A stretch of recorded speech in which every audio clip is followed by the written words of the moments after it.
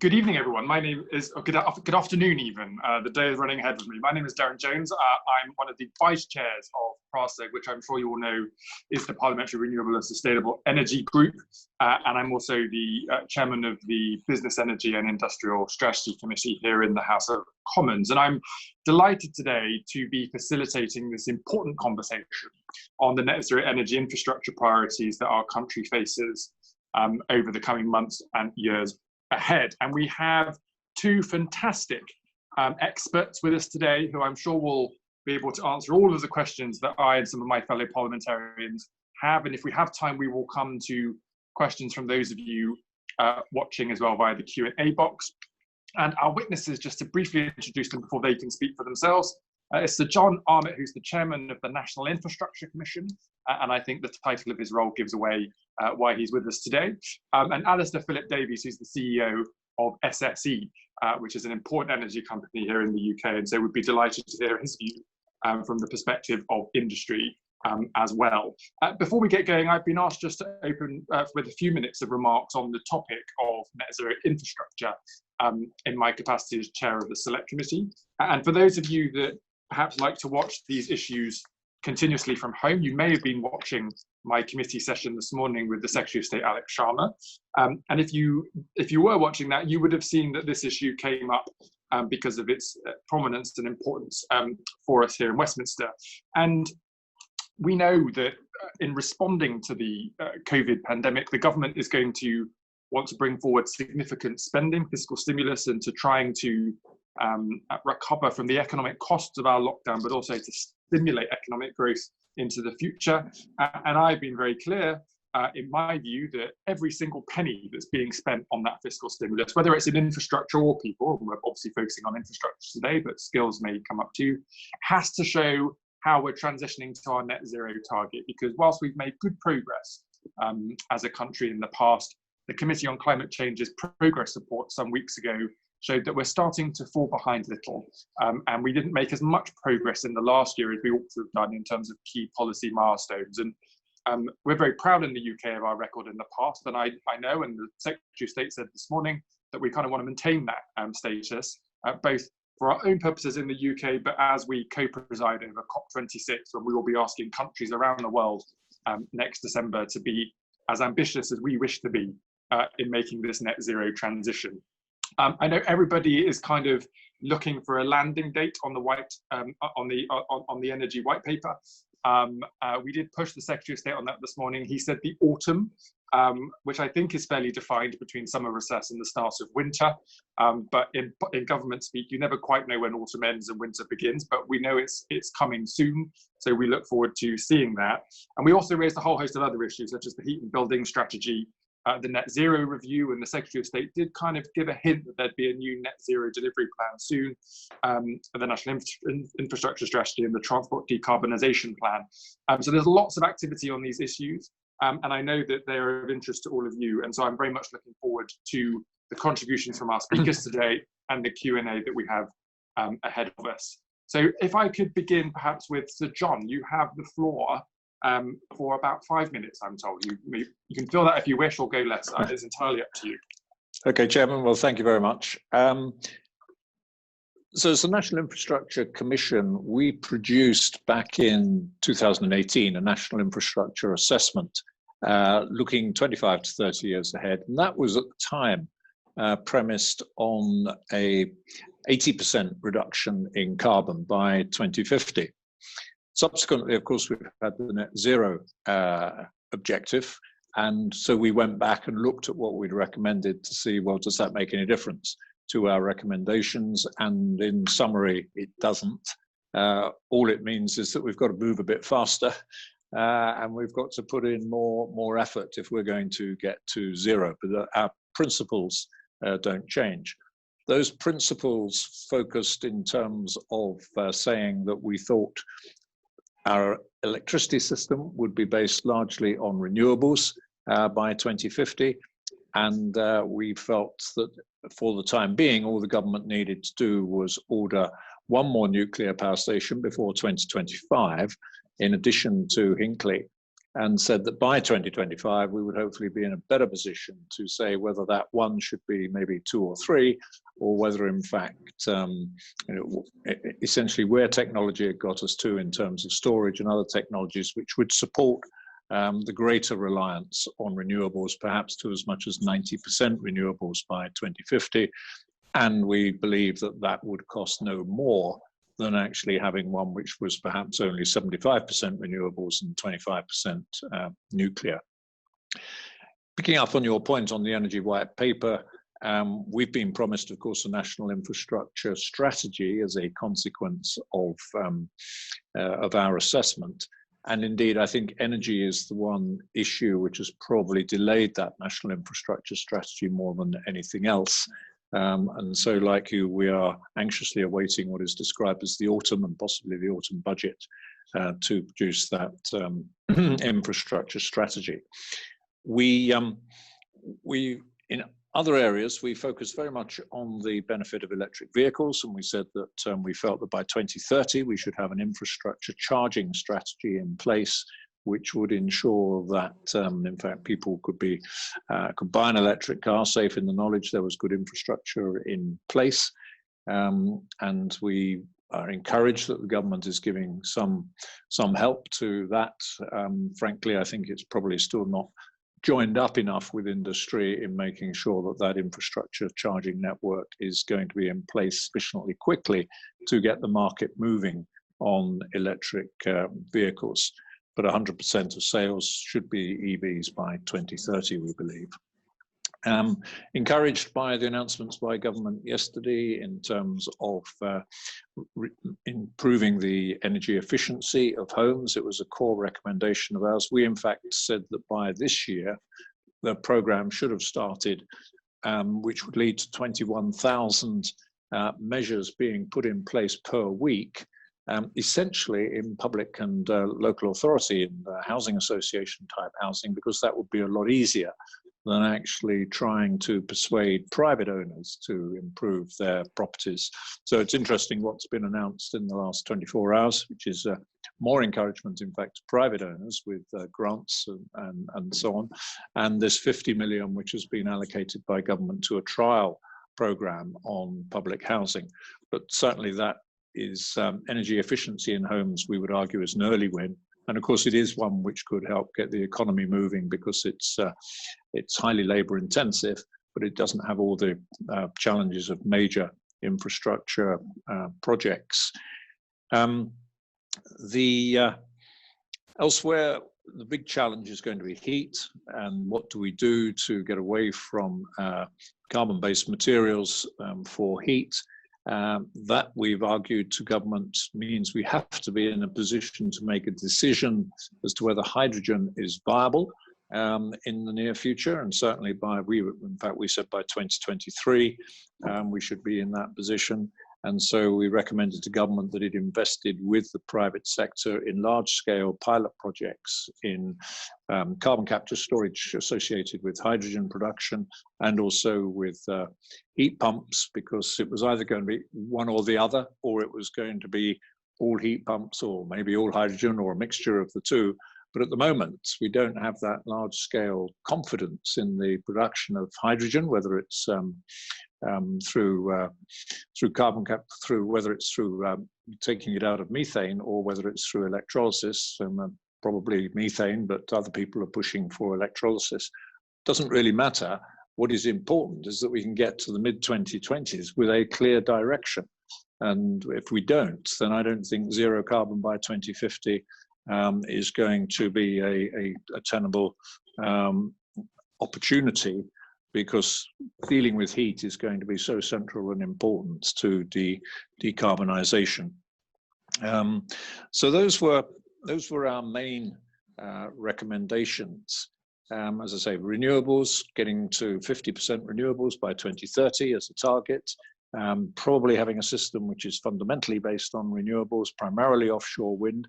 We also said that government should reintroduce onshore wind and take the opportunity to take that forward. The government has responded to that. We've seen that it is willing to look again at giving the opportunity for bids to be made for onshore wind as well as solar, of course.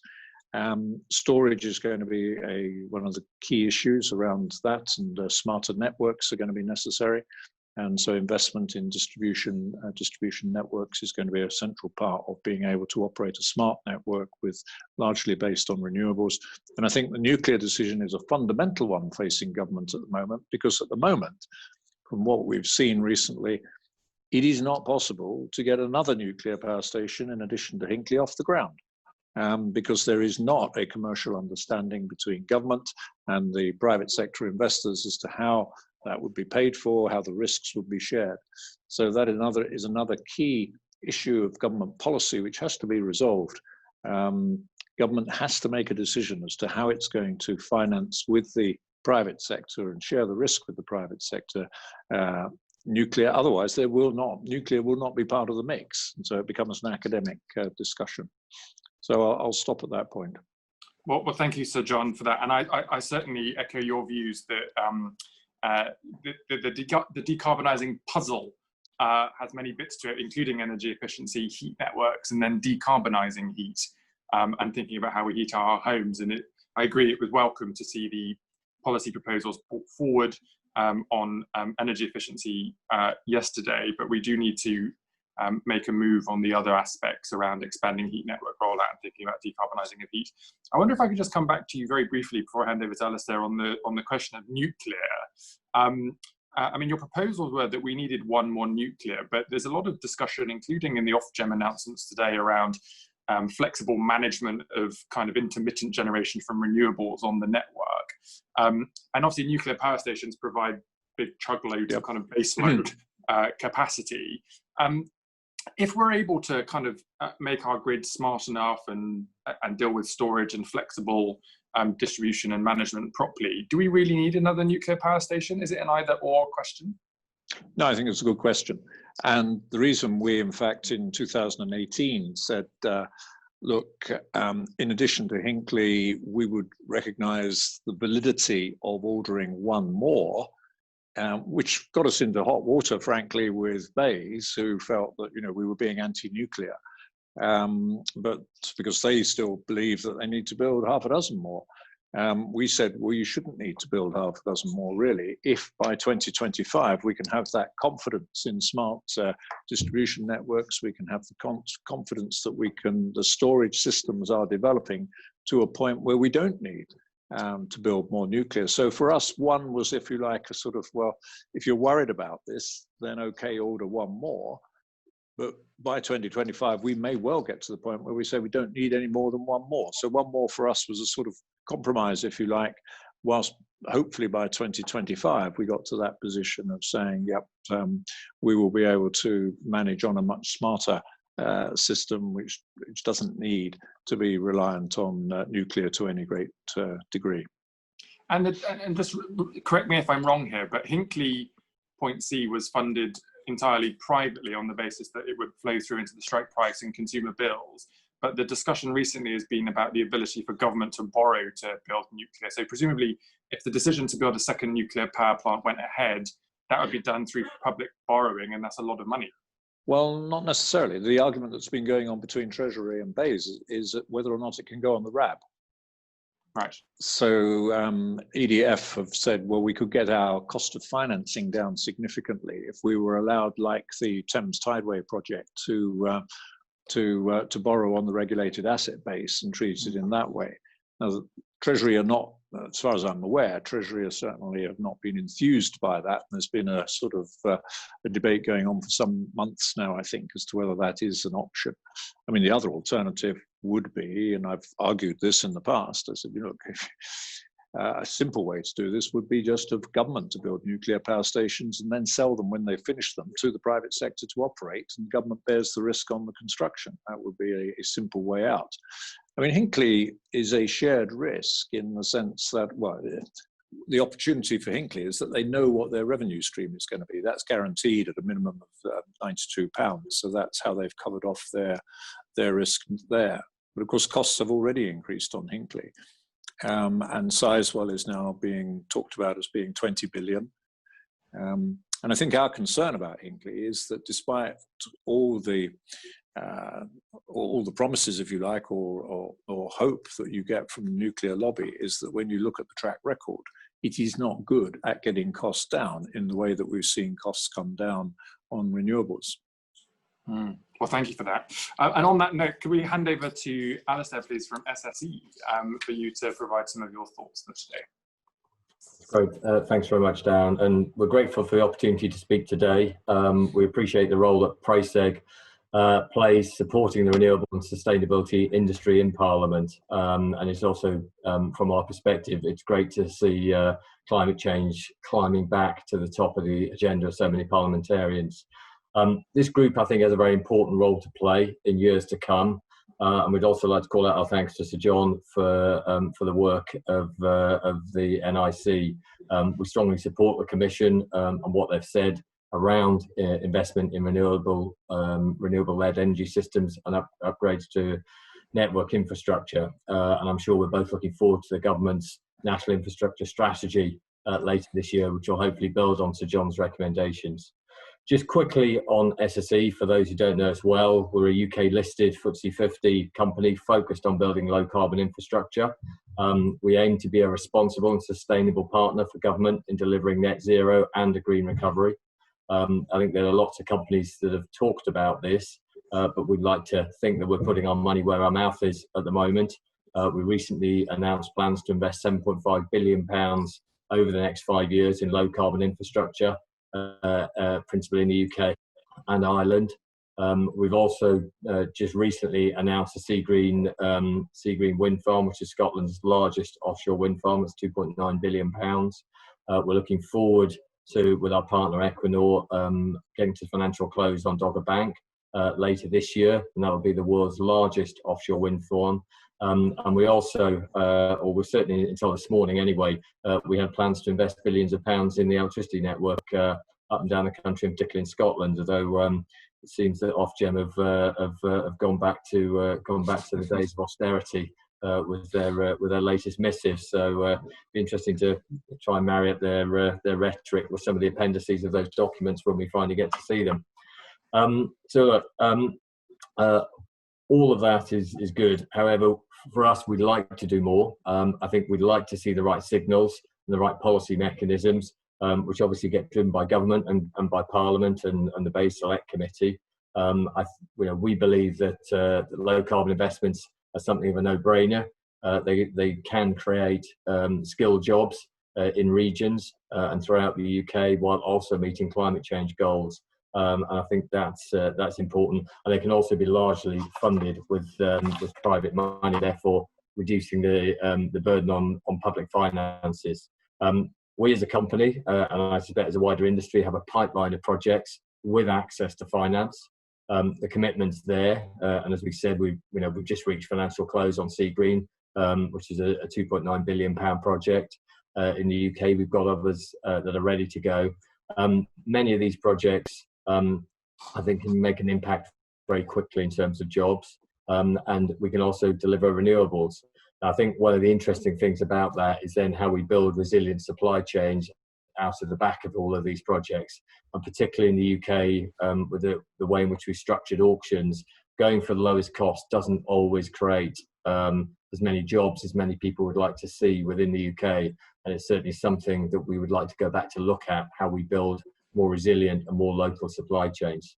So the UK, I think, generally has a very strong record in terms of policy. It's built the world's largest offshore wind market.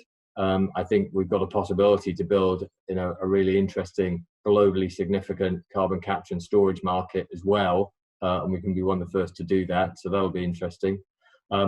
Instruments that have done that historically, carbon pricing and CFDs, have both been very successful in driving forward the renewables policies, renewables ambitions of the UK, and I think they are good. But looking ahead, we've obviously seen this week some announcements from the Chancellor. They've not been on the larger scale infrastructure yet, and so we obviously look forward to seeing what comes out in the autumn statement, where I think there's a massive opportunity to go much further. We hope that will align itself to the green print that we produced back in May, which was 15 sort of practical proposals around how we can green up the economy. We look there at setting strong carbon prices going forward and making sure that the market design is right to bring more renewables on board, to ensuring network price controls prioritise green investment and not austerity. And obviously, I think there's a bit of talking to be done between us and Ofgem on that one, given this morning. We've also got increasing ambition on the scale and pace of CCS. Twice before, SSE has got very close to doing a CCS scheme. So hopefully we'll prove third time lucky on this one. And I think equally around those low carbon clusters, we can also look at developing hydrogen as well, which Sir John mentioned as being potentially a very important route to accessing low carbon heat for domestic households as well. And I think finally for us on that, I just call out that leading the world on EV charging infrastructure will also be important, and avoiding making some of the mistakes or issues that we've seen in broadband where communities were left behind is important. So having clear fallback models that rely on local energy plans backed up by the local distribution operators to install that, I think will be important. That's something that we've clearly put forward. At the heart of all this for me is partnership and working together. How do listed companies and private capital come together to invest and meet government's needs and particularly society's needs for what they want going forward. We don't believe anybody's done any more for building the UK renewable supply chain, and we definitely want a grown-up debate now about how we ally competitive auctions with still trying to build some of that supply chain, which will require slightly higher returns and will require some money to prime the pump of that. And we don't benefit from that, but it's just something that we get in terms of building up those supply chains. So at SSE, we firmly believe that a joined up approach that prioritises local, low carbon content, attracts investment into the UK supply chain and delivers a level playing field for all sorts of developers is really important. And I think PRASEG over a long period of time, and I suspect a number of the parliamentarians who are supporting us here have worked for that as well. So we're delighted to have had the opportunity to speak. Thank you very much. Well, look, I fear I may regret asking this question, but given you mentioned it twice and I've not had a chance to read all of the documents yet from Ofgem, maybe explain to us what your concern is about the Ofgem announcement this morning and what that means for net zero infrastructure rollout. Sure. So, look, I think it's a first shot across the bows, but at a headline level, the industry was looking to invest 10.5 billion. In our case, that was 2.4 billion, and we developed that as a minimum case. Along with consumer and challenge groups. That has been cut by approximately 45% to give a headline around a small cut in consumers' bills. And it's very difficult to see how we can have returns or income levels lower than they were historically and deliver on anything like the sort of capacity that the government wants. Particularly these are transmission networks in our case that are looking to hook up things like offshore wind farms and more renewables. And on top of that, at a time when I think we're looking for bigger investment, although that's obviously not the case given what they've said, when we're looking for innovation so that we become one of the most efficient places on the planet, and we're looking, as I understand it, to build those local supply chains, which will require a little bit of money. We've had the returns that are on offer more than halved from where they were. So I think that presents us with a real challenge. And ultimately, I think we've obviously got to go through that and fight our case. But it does look like whatever the rhetoric was or whatever memo Ofgem got is very, very different to the ones that other people got in the industry. As I say, for us alone, we had our plans cut from 2.4 billion to 1.6 billion. So that was roughly a 1/3 cut in what we were prepared to spend and invest in. And that was a sort of consumer-led and challenge group-led plan that we put a lot of effort into. So we were just enormously disappointed by that. Noted. So the old debate about who pays consumer bills, private finance, government subsidy, and how the three kind of fit together to get the right the right outcomes. We've talked a little about the energy white paper, and I did say to the Secretary of State this morning that we ideally want to see that before the autumn spending review, because you want to see spending decisions reflected in it, and he kind of broadly agreed with that. So I hope that will line up after the summer recess. But assume for a moment that there's been a small political miracle and suddenly I'm the Secretary of State for BEIS. Other than the white energy paper and some of the points we've raised today, what's the other kind of top thing that you would want from the department that you think could unlock investment from SSE to help us roll out net zero infrastructure?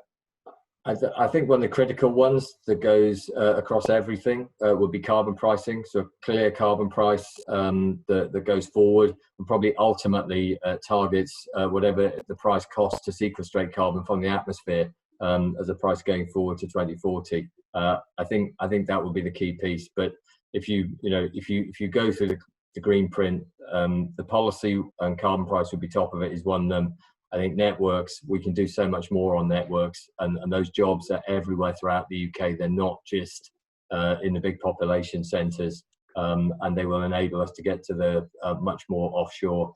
And I know I've had three now, but basically that CCS hydrogen piece, I just see that just as we've managed to do in offshore, and we've seen that huge drop in cost offshore, which is probably what's driving to some extent to John's comments earlier about not needing as many nuclear because offshore's come down so much in price. If we can do something like that with CCS, there are 80,000 million tons of storage out there in the North Sea. We have a place to be cost advantaged against the rest of Europe. Germany and other places may have to go to hydrogen first and spend more of the research and development funds, whereas we have access to something that I believe can truly be cheaper. So those low carbon clusters, I think, are really important. Very good. Well, I don't mean to be outrageous and cross-advertise, but next week, I think it is, on my select committee, we have our Dragon's Den process where stakeholders can pitch policy ideas, and a number of the ones you just mentioned are being pitched. So we may be able to do some work on that in the months ahead.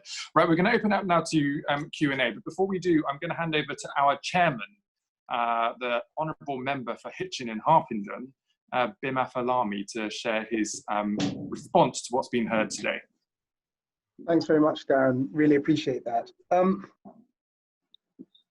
I'd first of all just like to talk to Sir John about nuclear. And I think your points have been clear about that, and I've read also what the NIC has put out on it in recent months. When I, in the past, have put to nuclear stakeholders, basically a précis of your comments, particularly around cost, which, as you know, is the big one. The response is that it has not been possible to deal with costs because the regulatory landscape changes so frequently that therefore it's not a level playing field with other industries which has had a more stable regulatory landscape. And secondly, they talk about the sort of RAB model, which they think is a better way of financing. And so I'm interested in your view on that. And then secondly, and this is probably something maybe I should already know, but in relation to the NIC, obviously, and you've done so much work around identifying not just infrastructure priorities, but the deliverability of those things. What's your assessment of, so even if you take out planning restrictions and planning law and all the sort of legal issues to do with delivering infrastructure, the practical obstacles in terms of availability of people, skilled people to do the work, whether it be insulation, whether it be various other things that you're talking about.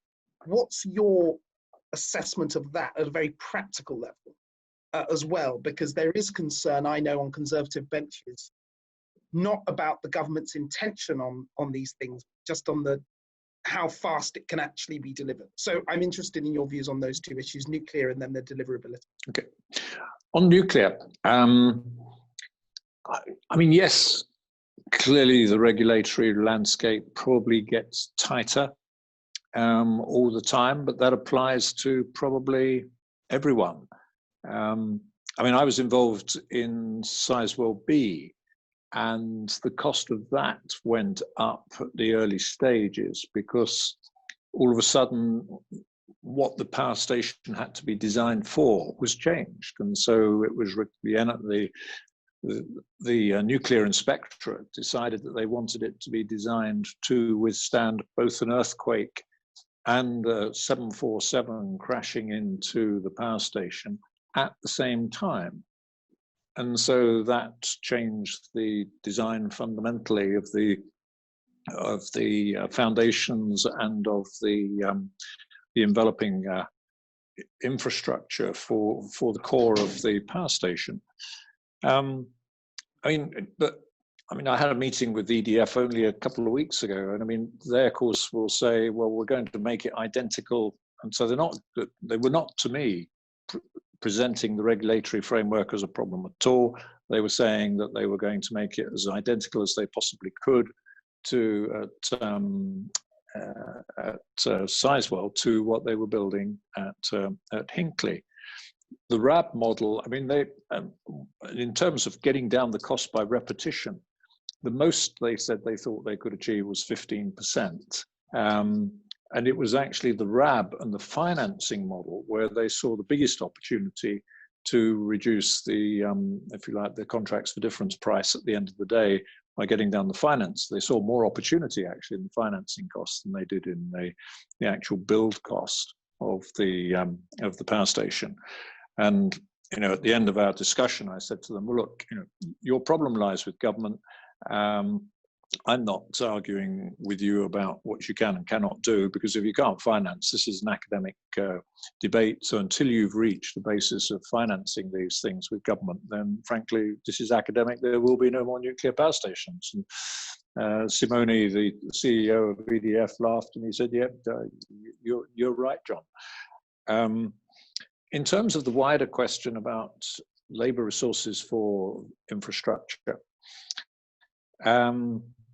I mean, what the industry would always say, of course, is, well, give us a bit more continuity of order books and we can build up more resource, we can invest in our plant. And of course, what the industry has never been brilliant at is, frankly, is investing in training. And of course, they've been able to, particularly in London and the Southeast, they've been able to call on European labour for the last 20 years, to the point where 50% of the labour in the building industry in London is actually from overseas. Across the whole country, it's more like 10 to 15%. I mean, the nature of the industry is one which is always worried about finding their resources after they've been given the contract. The industry is a project-based industry. It's not strategic. It doesn't think ahead about where am I going to get my resources for. It thinks, where am I going to get my next project for? And having got my next project, I'll then go out and worry about where I'm getting the labour from. When I built Sizewell B, we recruited engineers from all over the world. I brought engineers in from Australia, Malaysia, Poland, Denmark, South Africa, Australia, because at the time there was an acute shortage of skilled engineers in the UK. So I just went and got them from around the world. And that's, in a sense, the nature of the industry. I think what we potentially face with the level of infrastructure investment which we're now talking about in this country is competition, clearly, between sectors. So you can imagine the guys who are installing the rollout of the net of electricity distribution networks for EVs, to a certain extent, are going to be tapping into the same labour force as the telecom guys are going to be using for rolling out their fibre networks. So expect labour costs to go up over the next 10 years, given the volume of activity we're doing. What I think is going to be critical is the willingness of government to recognise construction labour as being a labour force, a source of labour from Europe and overseas, which it is going to need to allow in through whatever immigration controls we have, because without it, then undoubtedly we will struggle. It is not attractive to young people. Parents don't encourage their children to go into the industry. They see it as dirty and dangerous. It requires you to travel. People don't want to travel. It is not easy to attract young people into the industry in the first place. So that, yes, there will be change. There will be challenges. The nature of the industry is it's one which will just say, well, okay, that's the challenge. We'll find a way to solve it. But beyond that, there will be some shortages. And if government wants to do anything, then it has got to have a much, much more coherent policy around the encouragement of apprenticeships and training, because the levy doesn't work. We knew the levy wouldn't work before it was reintroduced, and it hasn't worked. I'm chairman of City and Guilds, so I see it from the training end as well as from any other direction.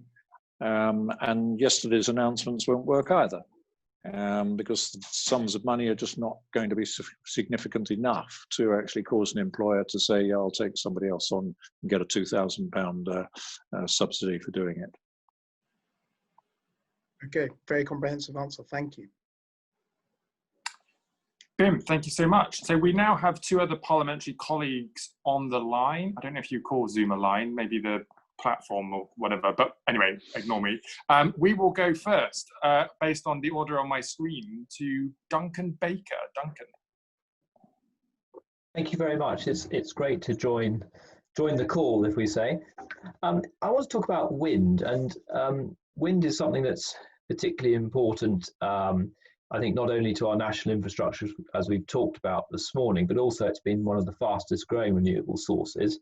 And it's become somewhat of an interest to me because my constituency is in North Norfolk. And off the coast of North Norfolk, we have some of the largest scale building of wind farms anywhere in the world.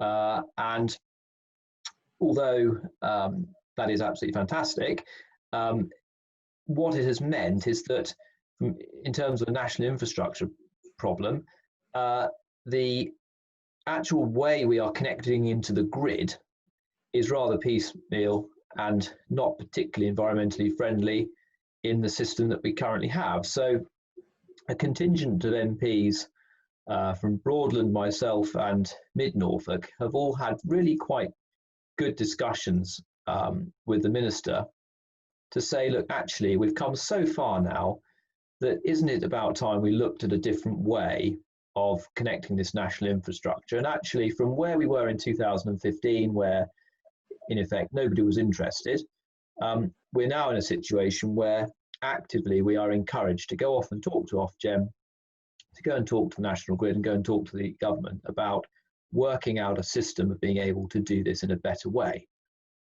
So that's quite encouraging.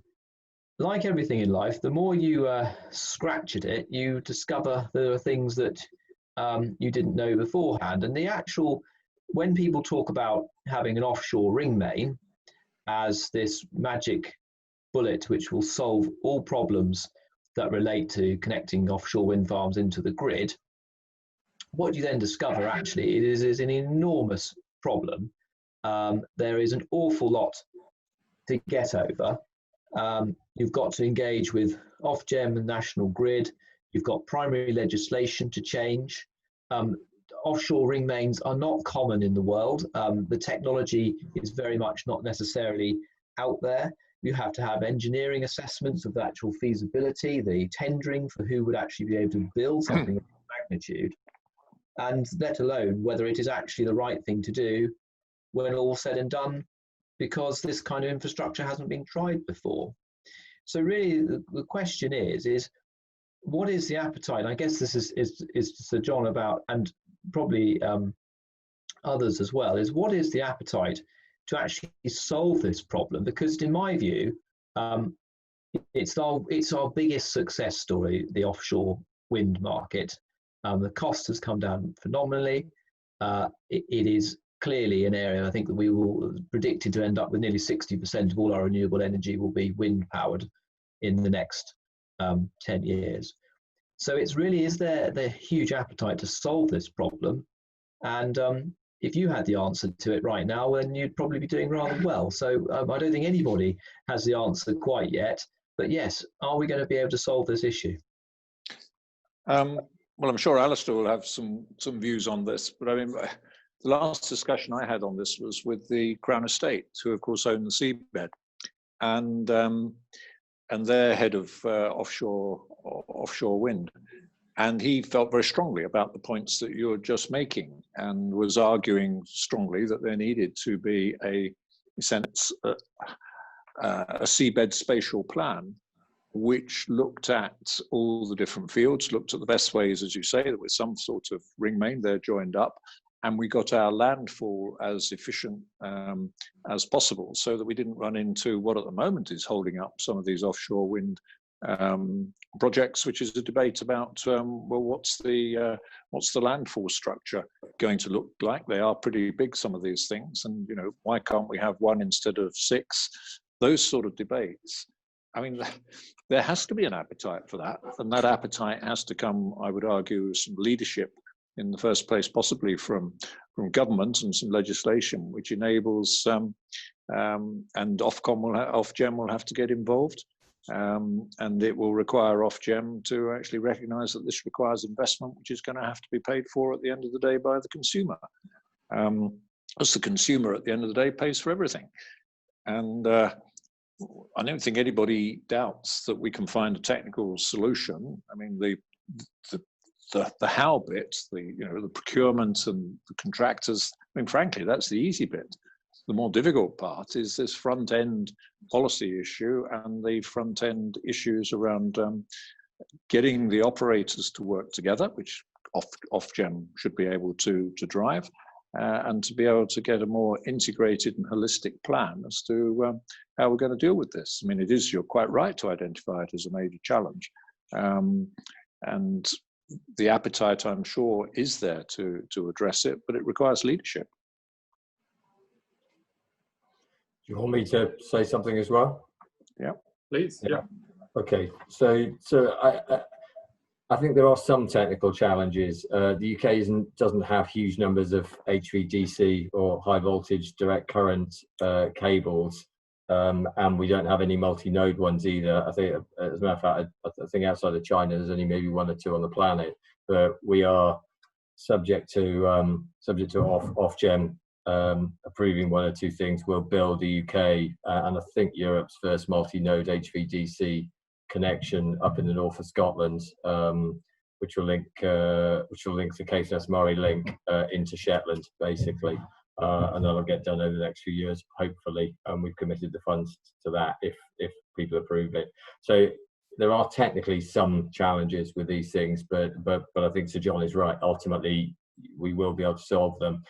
I also happen to believe that if you know roughly what you want, it is probably going to be cheaper to build a grid out and then hook up the various wind farms that you've got, and then probably extend that across to greater interconnection with other parts of Europe as well, which will mean that we probably don't have to build quite as much, because we can rely on other parts of Europe to provide power at certain times. So that will be advantageous. I think a couple of areas where you might get into a problem is because of the nature of how we run these things, which works very well, competitions, you're not sure who or what is going to build at any one point in time. And you also have I think an issue at the moment, despite a little bit of talk about anticipatory investment, is very clear that is not going to be forthcoming anytime soon from Ofgem. Given where they are at the moment, it certainly is not going to be there in the next 5 years. So you have this issue of trying to decide, or you may have to pick slight winners before you've held your auctions, or you may be able to say, well, look, there are key parts of the grid that we can build to the shore. So I know, for instance, there's one place, I think there are 3 or 4 different developers all looking to try and connect to a point 20 kilometres inland, somewhere in southern England, probably in Norfolk. And it would probably be better for grid to build to a number of convenient points on the shore, very large connections, so that then if we're building 1,000 or 1,200 megawatt units generally out there, that they can take 3 or 4 of those units going into that one place, so that you get some of the benefits. But actually creating a whole offshore ring main, I think, will be more tricky, because different developers who've got different bits of seabed will argue that they'd like the ring main to go near them so they can connect up to it more cheaply and therefore win their auctions. And then you're sort of getting into arguments about picking winners. And the second point, and apologies if this appears self-serving, and that's why I'll declare it up front, I think you're you've got a number of transmission companies. We're obviously one of them. The grid deals with all the system operator issues, but we do own it. I think if you try and get too much competition or too much complexity into bidding, one, all the wind farms, and then secondly, every single link, you will never get the benefits that you're trying to achieve, because everything's just piecemeal at a point in time when somebody builds one thing. So exactly as Sir John said, having a little bit of bravery to put together some policy and forethought is going to be tricky, but I do think it is possible. You could build to a number of points on the shore, on the shoreline where things could be done, and it may also be possible for the existing 3 transmission companies to be able to do some things in the waters offshore with themselves that would also further enhance that. But I think ultimately getting a true solution with a grid now, you might end up building in some places where people don't build a wind farm for 10 years, and people will wonder why the cable's been sat in the water for 10 years and been relatively redundant. And the National Audit Office will no doubt come in and say that that was a huge waste of money, despite the fact that if you're really going for the long term, you might think it's the best thing to do.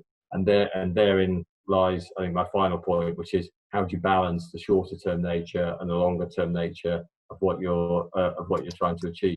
But I think these things can be done, and we can definitely do better than we're doing at the moment.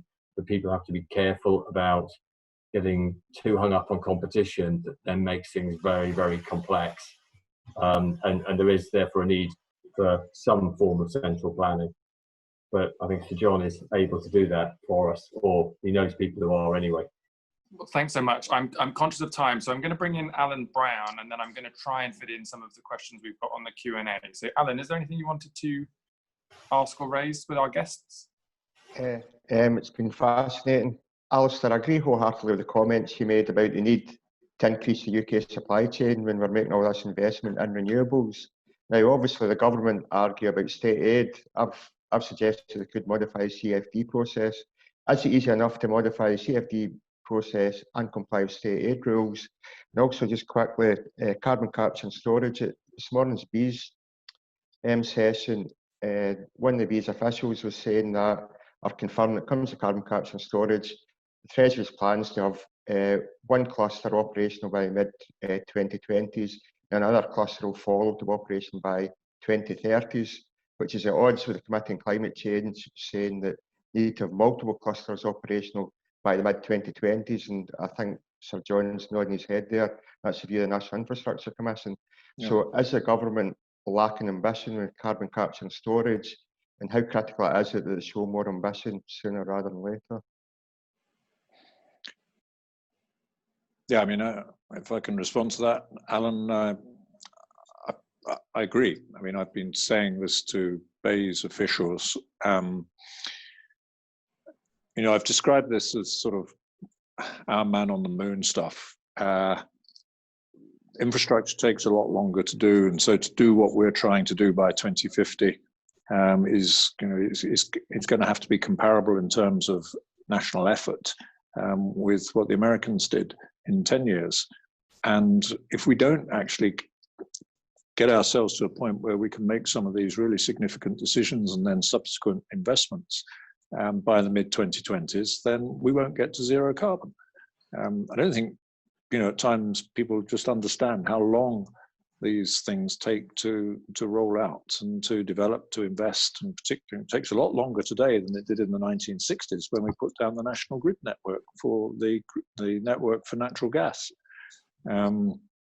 Doing anything these days takes a lot longer, and I'm just concerned that there isn't enough leadership and joined up thinking between BEIS and industry to get us to that point with some really large scale trials on carbon capture, storage and hydrogen, which will enable us to say, yes, this is going to be something we now can invest in and roll out, or perhaps no, we decide it's too dangerous, or we decide it's too expensive, and therefore we're going to go down the heat pump route. Well, okay, if we go down the heat pump route, that's even more electricity that we've got to generate, but at least we now know that we're going to do that. So how are we going to find the extra electricity we need? But to try and keep all these balls in the air I mean, I see yesterday that the government's announcing 100 million to lead R&D in taking carbon out of the air. Well, I'm not an expert, but when I read up what I can on the technologies there, this is really complex stuff, which again is even far more removed in technology terms and the scale that will be required than is required for carbon capture, storage, and hydrogen. So I fear that once again, BEIS is sort of being seduced by lots of different ideas, when actually it needs to focus on just one or two, because if we don't, then we won't get to zero.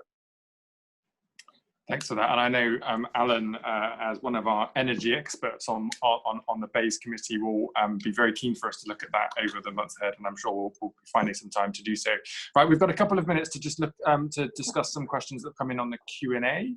So the first one I've got here, maybe I'll direct this question at Alistair. The question is, do we need to focus on the demand side as well as the supply side? And the suggestion here is, could we get cities to compete with each other to achieve net zero through targeted budgets, so that you kind of set a competitive race towards net zero and kind of then affect the way in which demand is played out? From a supplier perspective, does that sound like a positive suggestion? So I think demand side has a clear role to play, and it's important. So 100% I agree with that. We found when we owned a substantial domestic business and we did trials on things like smart metering and things of that nature, you could actually get, there were villages and areas which you could get to compete with each other to reduce that. But I think you've got some adopters who get very keen on these things and will go for that sort of thing. I think whole cities, I think it's difficult to get, how many people in Birmingham care whether they can beat Manchester to reducing their carbon by 3 or 4%? I don't know. I suspect more than will care about whether they can get into a beer garden this weekend, generally. And that's the problem. So demand side, yes, but unlocking that demand side, I think, is the more difficult one.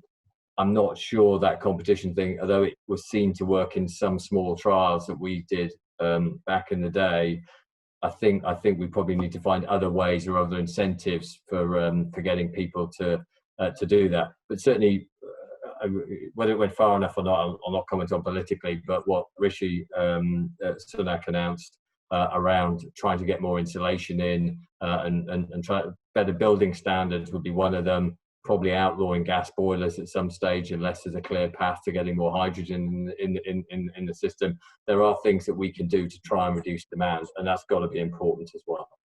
Thanks for that. I think we'd be pretty competitive in Bristol, but we need someone else to be competitive for it to work. So I recognise the challenge. And then the next question I'm going to direct to Sir John. You've kind of answered this already, so don't feel the need to repeat what you've said. But we've got a question here that says, how many of the current 5 UK CCS clusters would you like to see started? And there's a series of date ranges there, but I try to avoid date-based targets. Any general comments, Sir John, on the CCS clusters and whether we need to speed them up or not? Well, I couldn't write down the 5, so be honest about that. The key thing is speed, and if there are 5, then somebody somewhere has to be making sure that those 5 have got the right financial incentives, financial support, the planning consents if necessary, to drive them forward. These are the sort of things which are so important that we can't allow normal bureaucracy and so on to get in the way. We need to. 2030 is too late, I would argue. I would like to see us getting a lot further, a lot more quickly than 2030. Great, thank you for that. Just very quickly, with COP26 coming up, I don't see why we don't try and get 2 of them done in time for COP26. If you really, really put your shoulder to the wheel, there's maybe only a couple of us in the UK who'll do the power infrastructure, but we would certainly build, and we have sites, we could find other sites, but I have a site in Scotland at Peterhead, which has been looked at twice before. We have somewhere in Yorkshire, we have a possible Keadby 3, and we have somewhere in Medway. So we have things all the way along where 4 of those 5 clusters are, essentially. If we can find the offshore partner or do the offshore side of it, I genuinely think that can be done. You can use it for power to start with. If hydrogen comes along, which I think it probably should at some stage, you can then put hydrogen into power stations by retrofitting the burners, and you can use the carbon capture and storage for industrial processes, as long as you build them in roughly the right place. But those kind of places have big industrial centres. If you talk about Humber and Teesside and places like that. So to Sir John's point, it would be lovely to think we could get 2 off and running, or pretty much a financial close by November 21 when COP is, and there's no reason why we shouldn't get 4 or 5 of them up and running by the mid 2020s. Well, thank you for that. And for our colleagues watching this panel discussion today, if you've not seen it already, the BASE Committee, in partnership with the Parliamentary Office of Science and Technology, has just launched a new stakeholder database for those of you interested in what Britain should be trying to achieve from COP26. And my committee will be looking at that issue in partnership with Post after the summer recess. So if you want to sign up to that and be kept in the loop with our work, please do so. Okay, we are very closely now out of time. So it just leaves me to say thank you to all of you for your contributions today, and to parliamentary colleagues for their questions. I think what's evident from the discussion today is there's a lot of work to be done on net zero infrastructure, and a lot more to debate here in Parliament and in Whitehall, but also across the country. And as I say, from the session this morning with the Secretary of State, it was evidently very obvious that there's going to be a lot of work taking place over the months ahead. So I very much look forward to working with all of you and hearing from many of you in that debate over the months ahead, so we can try to get this right.